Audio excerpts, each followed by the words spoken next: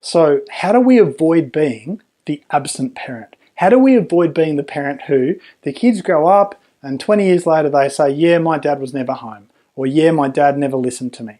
How do we avoid that? So just being real with you, I find this one quite difficult myself because there's sometimes where I'm traveling for work, I'm away overnight or whatever. There's other times where I might be working on a weekend. It's like I can take all of Wednesday off, but Saturday I'm on, like I'm switched on. So, how do I not have my kids grow up and then look back with regret? I guess for me, I know that when I'm going through a busy work time, when my hours maybe have had a bit of a temporary spike and the hours are up a bit, I deliberately create times where I'm taking just my son out or just my daughter out for a coffee. And literally my kids are 7 and 5. My little guy, he likes milkshakes. My little girl, she likes decaf coffee. Go figure. Okay, maybe that's mum's influence on her. But if I take them out one-on-one, they get what they call a dad date, just time with dad. And I sit there, I listen, I try to not take any notice on my phone, I just be there with them. And I feel like by doing that, they know that they're valued. So that the times when I'm saying to them, look, I can't play now, I can't hang out now, sorry, no. It's like my kids are experiencing the no, but they don't forget that their dad said yes to them at other times by going out for a dad date with them. So I usually have a dad date with at least one of my kids once a fortnight. So I try to live it on a 3-week cycle. By the end of each 3 weeks, I've hung out with both my kids individually on a dad date. It's extra. It's on top of the times that I can play with them at home or whatever. It's just something special. It's been something that's really helped my kids, and it's something that I'd recommend you have a go at. Another way that I've made sure that my children are not resenting my work is that I'm telling them the why. I'm telling them why I'm doing things. So if I'm traveling in a state to do some work, because remember, I'm CEO of Big Improvements Tutoring. We look after about 600 families. I'm one of the key leaders at About to Fly, which is a consulting thing to help people get their work life on track and the profitability of their business on track. So I can be away. And if I go away, I say to both my kids before I go, I need to go. I'll be back late tomorrow night when you're in bed. The reason I'm going is so that I can earn money so that we can have more pizza nights out, more dinners together. And my kids, they both think, oh, I'd rather you weren't going, Dad. But they know the why. They know that I'm not just disappearing. They know that I'm going to generate income for the team. And that makes it a bit easier for them.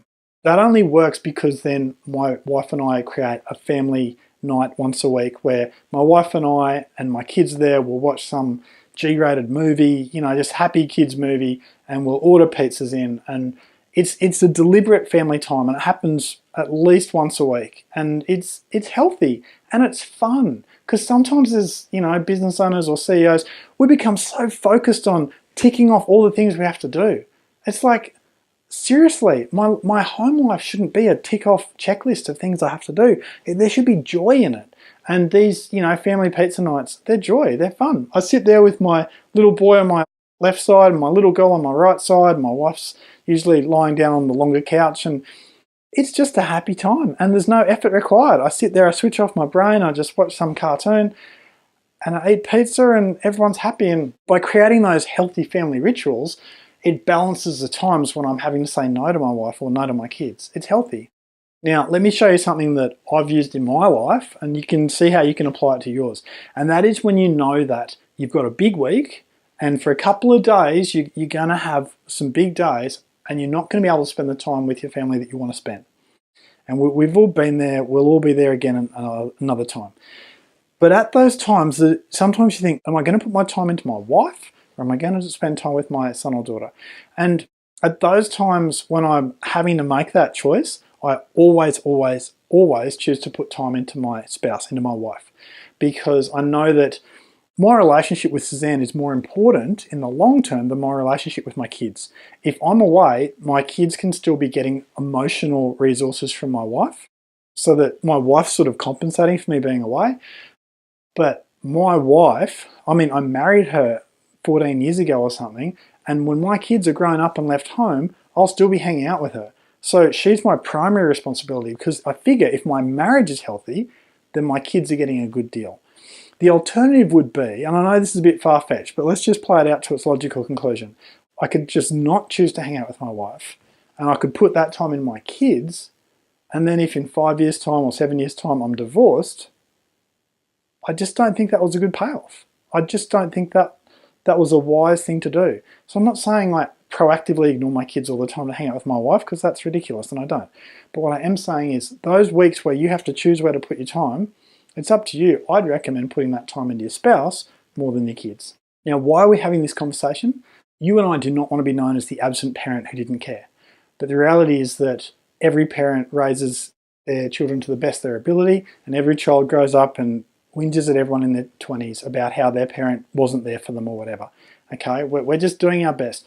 I'm a limited resource, okay? As a dad, I'm a limited resource. I can do some things, and there are probably about twice a week I pick my kids up from school. I get to do some things that other dads don't get to do, but then there's times where I just can't be what I want to be. And by me accepting to myself that I'm a limited resource and I do my best, but I'm a limited resource and I'm not going to do a perfect job of being a dad, it actually takes some of the pressure off me. I wish I could do a perfect job as a dad. I just know it's not going to happen. So if that's the best I can do, that's the best I can do. Because what really matters is you and I need to be able to look ourselves in the mirror and go, I'm proud of what I'm saying. And it's hard to do that if our kids feel like we're never around.